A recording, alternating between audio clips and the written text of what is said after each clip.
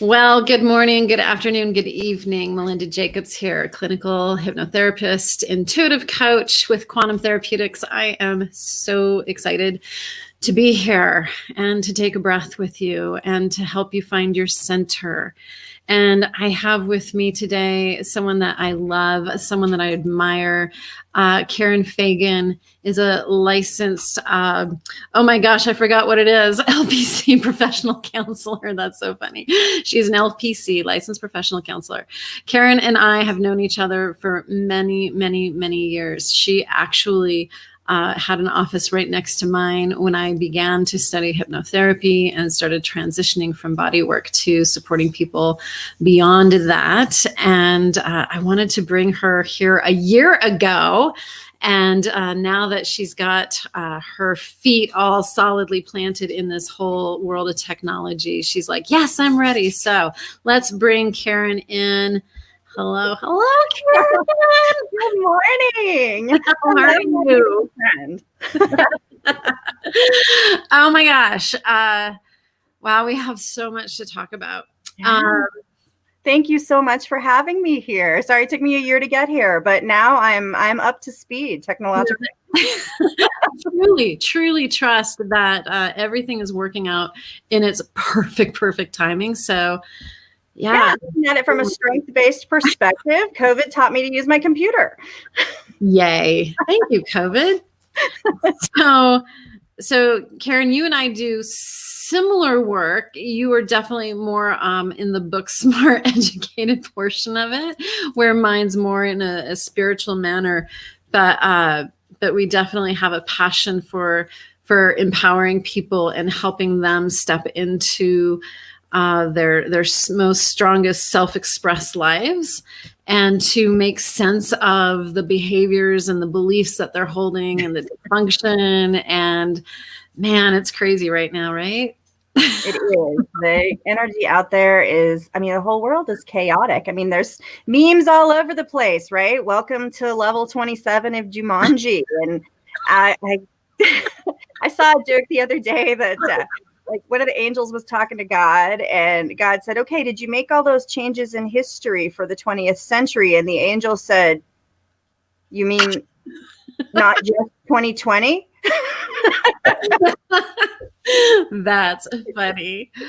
So one of the reasons, Karen, I wanted to have this conversation publicly with you is because you have helped me so much to make sense of certain behaviors that I left my childhood with, that you've really helped normalize it.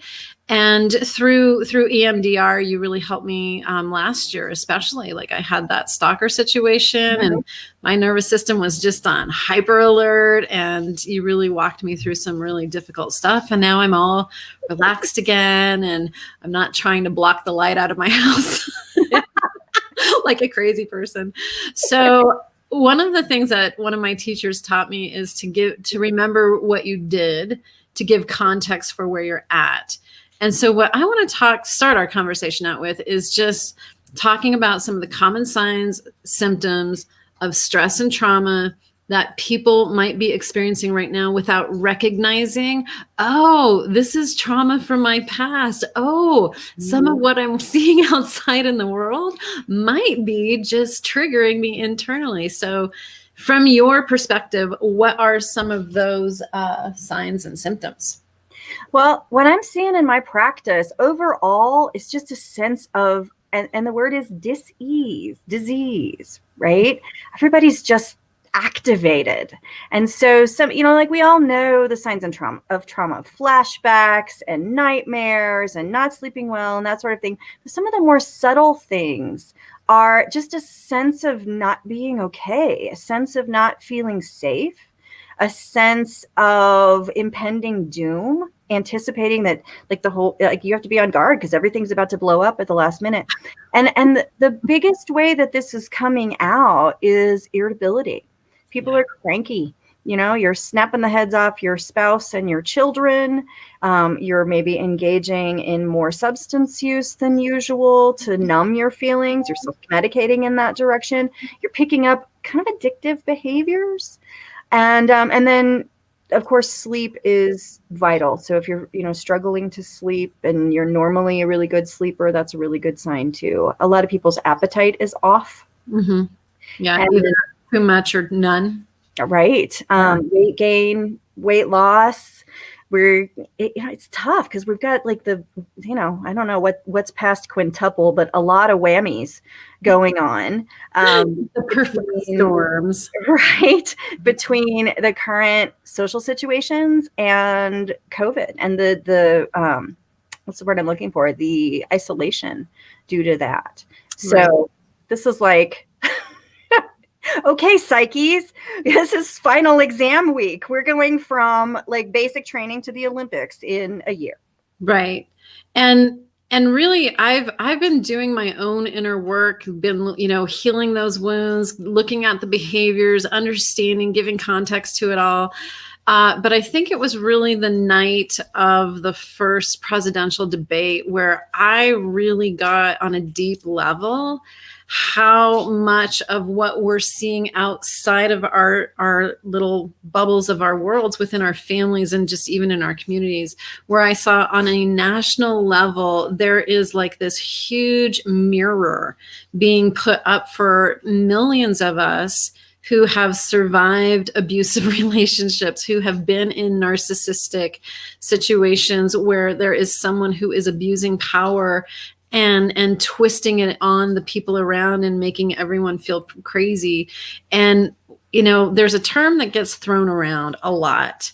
And I'm bringing you in as the expert to give us a real clear definition. What the F is gaslighting? Yeah, well, gaslighting, and if anybody of you are old movie buffs, it's a great movie to watch. It's from a movie, I believe in the 1940s called Gaslight. Mm-hmm. And the premise of the movie was that this guy was married to this woman, and I should go back and watch this movie. I think there was money involved. That's usually the case. And so he would try and make her think she was crazy. And what he would do is he would turn down the gas on the lights in the house so they would flicker and go dim. And she'd say, something's wrong with the gas in the house. And then he'd say, what are you talking about? The lights didn't go down. Right. You're nuts. And so right. Gaslighting has come from there to be this concept of presenting an untruth and then like purposefully presenting something that is untrue and bringing others into it, because sort of like the emperor's new clothes, like if you don't recognize this completely skewed reality, there's something wrong with you. Right. And I think that and I'm not just pointing to our current administration. Like, I really want to be clear that that's just one example of on a large scale of how it's happening to communities. But this dynamic plays out at work. This dynamic plays out in our personal relationships. And one of the things that is so near and dear to me is, I love the idea that I get to help facilitate empowering people personally. And the ripple effect is that impacts the world globally. And so when we can recognize these power dynamics, when we can know our truth, despite what anyone else says, it's a pretty powerful thing. Before this, we were talking about, I just watched this documentary, 4-part documentary on, I think it's called Seduced, inside the Nexium cult. And what I found fascinating about that documentary is, number one, I have been in that level of situation, not the sexual branding, but certainly there was an induction, there was a twist of power, there was a deep, profound loyalty. And then there was the realization of what I was in, then there was the coming out and the time and the shock and the trauma that comes with it. We have different organizations that disempower individuals and large groups of people, and they're all on some level this distorted balance of power. And so if those of you who are watching are interested, I just want to give a big warning that is not an easy documentary to watch. And it, oh, go ahead. It's insidious, right? Because I knew you during that time. Right. And I didn't look at you and say, oh my God, she's in a cult. No. Right? Not at all. I looked at you and I heard you talk about the teachings you were learning, and I heard you talk about your experience. And I thought, I might not do it that way. But you know, it didn't look from the outside like you were in trouble. Right. It did to my mother and to a few friends and a few people that came into those classes.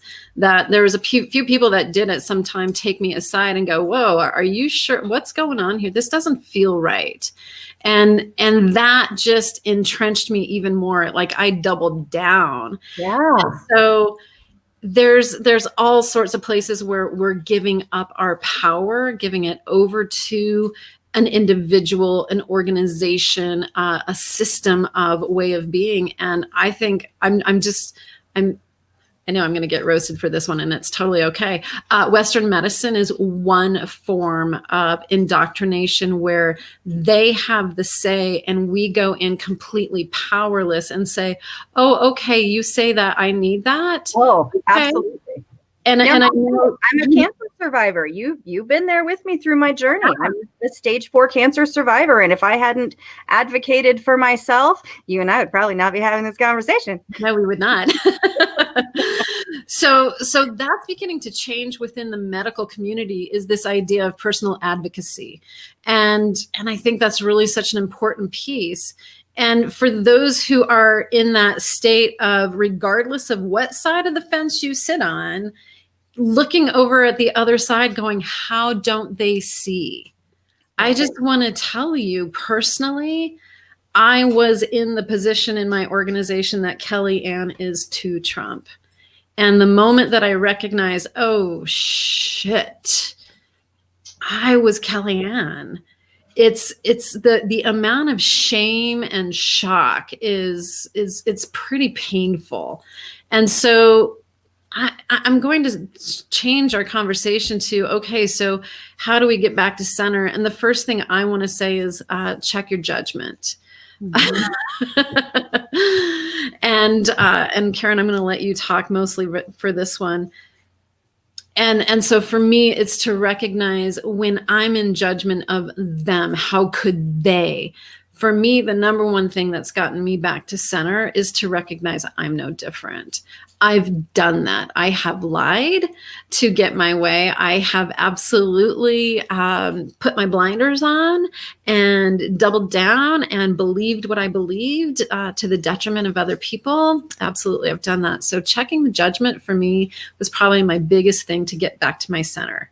What are yours? What are you telling your folks these days?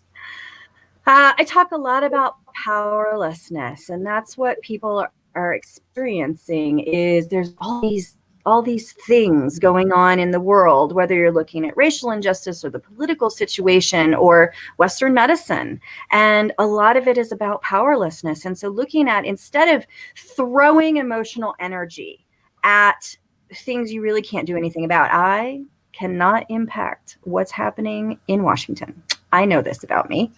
And looking at where you can do something. And, you know, Melinda, one of the things you talked about a minute ago, I think is so important, right? People in your inner circle came to you and said in very loving ways, I'm worried about you. Yes. And I think that's one of the things we can do, is we can look at our own boundaries.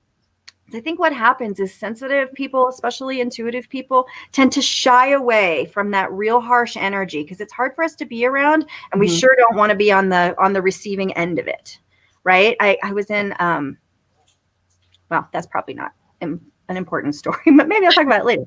I want to go ahead with this because that's what we can do. We can work on our own assertiveness skills, right? And learn how to say to the people who are in our communities or in our lives that activate us the most, because we look at them and we think, God, I respect you as a person. I have no idea how you believe what you believe. And like, it really conflicts with the view of you that I have in my head. And learn to say to that person in assertive ways, I'm worried about you. I care about you. When you say ABC, the way I look at you changes. Mm-hmm. And that's really different than a message of, and the words that get thrown around all the time are, you're stupid, you're an idiot, you're unacceptable in some way because you believe what you believe. And so circling back to the sense of power and looking at where you can do something. We can all do something. Mm-hmm. Sometimes that something is big, right? Running for office or doing a protest, something like that, writing an article. Take your power where you have it. Sometimes it's small, right next door. Yeah. One of the things that I think about is, for me to get back to center is to be very, very aware of what is my work to do? What's my inner work? Yeah. Because those are the places where we are so easily swayed and manipulated. And if we want to be powerful, empowered individuals, especially women, we have to know where our soft spots are. We have to know where our weak spots are.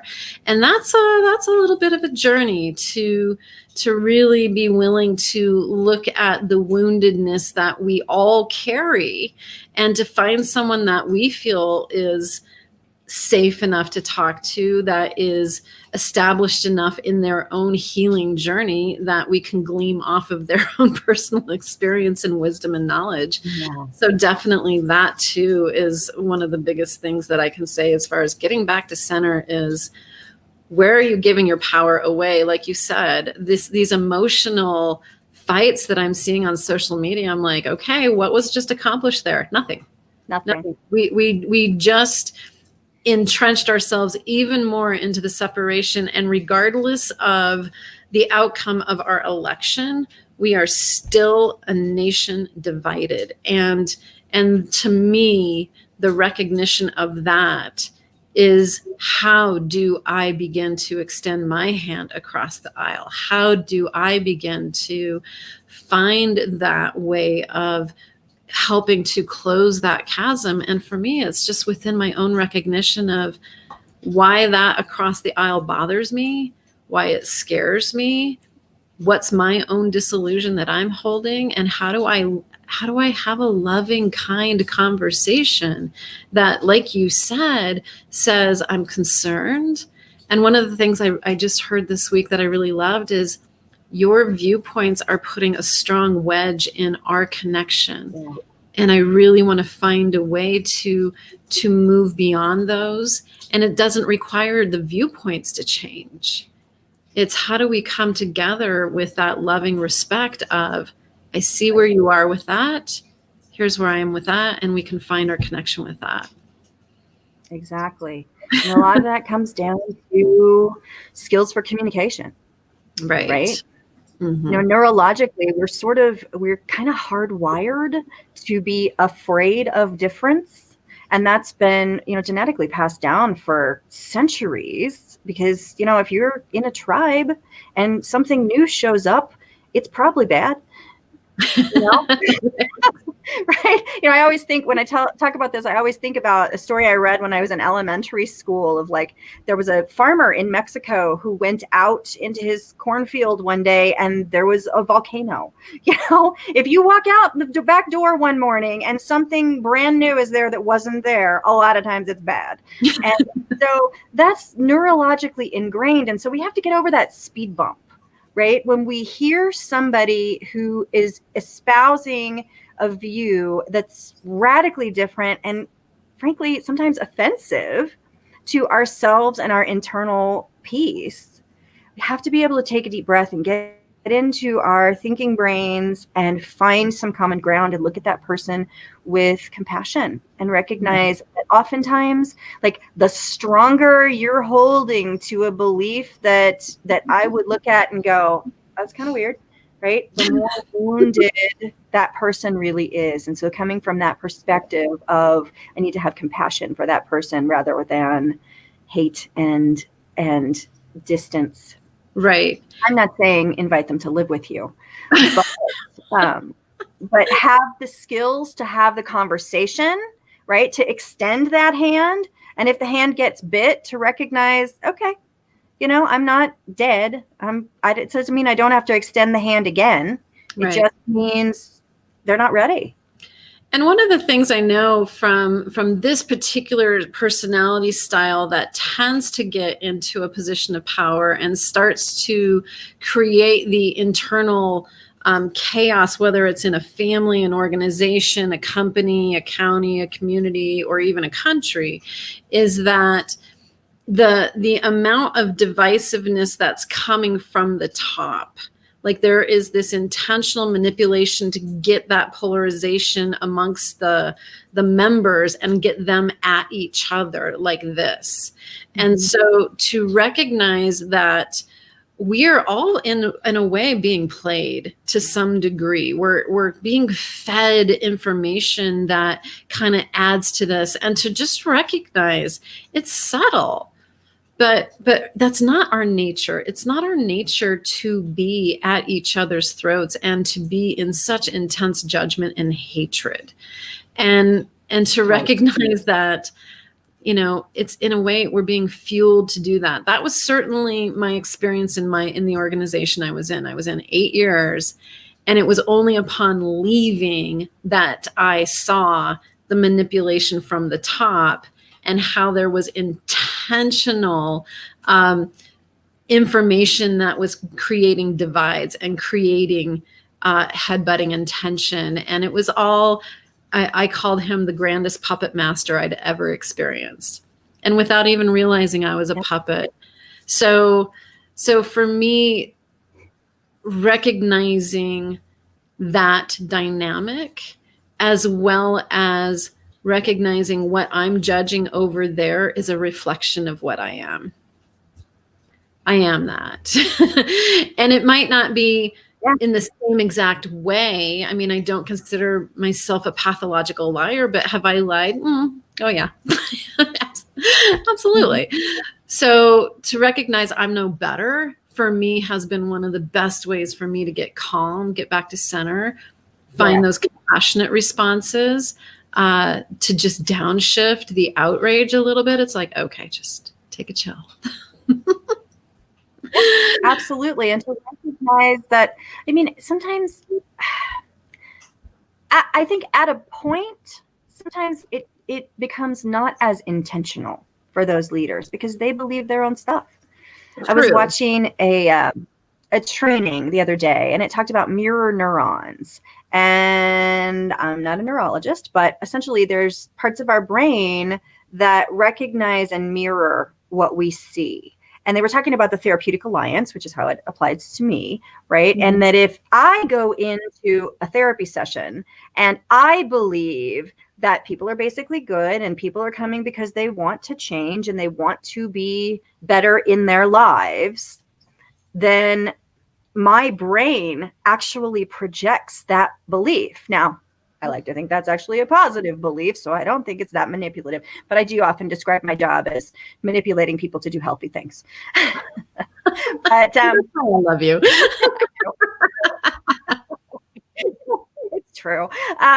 Because, I'm a salesperson for mental health. I'm a salesperson for why should you do this hard work to overcome these knee-jerk responses that from a neurological level keep you safe, keep you from having to deal with those scary people who think something different. So, those mirror neurons are tricky because when people get into powerful positions, it comes with a lot of responsibility about what are you putting out there. And so it's easy to get caught up in that. And so understanding that helps us understand, the other, which I don't love. We need to work on, we're all on this planet together. Yeah. But and people who think differently than we do. And what I love about us, Karen, is we come from such different backgrounds of training, and yet we always end up speaking and saying the same thing. So what you just said about You're the yin and the yang. So you just talked about mirror neurons, right? Mm-hmm. That was the term, mirror neurons. And here I am saying everything outside of me is a mirror. And yes, there's kind of that reciprocation of what I'm holding is mirroring out into the world, and what the world is holding is mirroring back to me. And so for me, it's just really, I take my head out of my little hole, I look around, I see what the mirror is, and I'm like, okay, there's my next thing. And then I come back and I call my friend Karen, and I'm like, I need some EMDR stat. I'm here for you.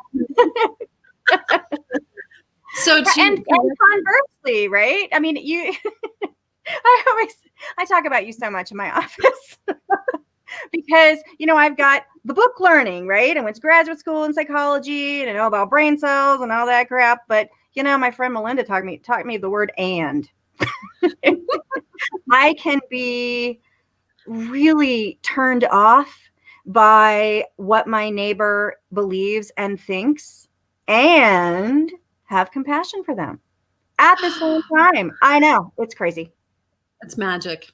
It's magic. So Karen, I want to share you with the world. That's why I brought you. I've been wanting to share you with the world. I feel like I have this little treasure trove of amazingness in my pocket that have helped me into normalcy and functionality, into healthier relationships, into a better life. And you are absolutely part of my treasure trove. And I just wanted to share you with the world and with my base. And so here's Karen's information. And Karen, do you want to talk just a little bit about your availability and what it would look like if people were to reach out to you? I know you're really busy right now. I'm in my little box. I have my little office, and I go to my little office, which these days, this is my little office. This is our little office now. My bedroom and my computer. But I'm in Colorado, and I'm licensed in Colorado as a psychotherapist. And so it gets a little more dicey across state lines, but that's certainly workable in most cases. My schedule is pretty busy, but I do a lot of different things, and I can talk about. I'm a generalist. If I had to pick a specialty, I'm a trauma therapist. I also do some leadership workshops that involve horses, and that's really fun. I mean, I do a lot of different things. So, yeah, feel free to contact me. We'll figure it out. Awesome. So one of the comments, Ellen, thank you for joining in. And thank you everybody who's made comments. Danny said hello. And Liesl, one of my soul sisters, is enjoying the conversation. But Ellen asked, what is EMDR? And so I'll let you describe it. EMDR stands for eye movement desensitization and reprocessing, which sounds like some horrible torture. Essentially, it's based on the idea that during REM sleep, your eyes are moving rapidly across your field of vision, and you are processing information. And I can do a whole long talk about the parts of your brain that do that. But essentially, information goes in during the day, and while you're sleeping, your brain tries to sort it out. In the experience of trauma, oftentimes that process gets stuck, and that's where PTSD comes from. And so EMDR is a conscious process. It's not an altered state. It's just this side of hypnosis in which we use historically eye movement, but these days more bilateral stimulation. I use little buzzers in my office because I can't do this for an hour. And we help your brain reprocess trauma. And it's kind of magic. I've been a practitioner for 21, I guess, years now. And I still have the experience of all right, here's the buzzers, just hold them. And then the results are amazing. I'm like, wow, that's kind of cool. Yeah, really cool. It's very simple and it's very effective. Highly recommend. Highly, highly recommend. Yeah. You are a phenomenal practitioner, a phenomenal presence. I just have it's really cool when your guru thinks you're cool. Her guru thinks she's cool. And I've just gained so much by just our chats and our conversations and our venting sessions. And I think that's another thing that I really appreciate about you. And I know it's important for me with my clients is, I get to come to you in my rawness, in my authenticity. Like at times every other word is an F-bomb, and you just sit there unflinchingly and you're like, yeah, that seems right. And it's just like, oh, thank you. So it's awesome to be in your presence. It's definitely mutual. I wouldn't be here without you, quite literally. So if you were going to give a final thought and just gift the world with a piece of knowledge, information, Karen, what would it be for them to move through the next number of days, weeks, months? Be kind. Be kind to yourself. Be kind to everyone in your path. And know that in your kindness, there is strength. Kind is not weak. Kind is not going to be taken advantage of. Kind is power. And kind is how we want to put ourselves out there in the world. And kind is what will solve the problem. Yeah. But it's going to take a while. So hang in there. And I would just echo that. And in addition to the kindness is the gentleness. Is we have such expectations of ourselves, of others, of our family members, of our children that are a little unachievable in this moment, given we're in an unprecedented time, under unprecedented conditions and stresses and circumstances. And so in addition to be kind, be gentle and extend that deep breath to yourself so that you can be the calm. Extend that deep breath and offer grace to people who are acting in ways that are beyond your comprehension or understanding. And from my spiritual perspective, there's this idea that everything is for us, everything. And I've had extraordinary experiences in my life that are painful as fuck, just mind-blowingly hard and painful. That 8-year stretch was one of them. And I can look back now with such gratitude for the experience, such gratitude for my own growth through it, and through the expansion of awareness and understanding that I now have. And I know right now there's so many irritants in our system. And I just know that beautiful pearls are in the process of coming out of this experience, that we are all going to be a kinder, more loving, more gentle, more gracious human tribe as we move through this. So Karen, I'll put your info up one more time. Thank you, love. That was fun. Thank you. That was so fun. And so I'm going to say goodbye to Karen for now. Karen, hold on. I'll come back to you in a moment. And for those of you who have enjoyed this conversation, thank you. If this has touched you in any way and has helped you make sense and you feel like sharing it, please do. That's part of my goal, is to bring context for the insanity that we're feeling and experiencing, to normalize the reactivity and to reach out for help. So Karen has her practice as a licensed professional counselor.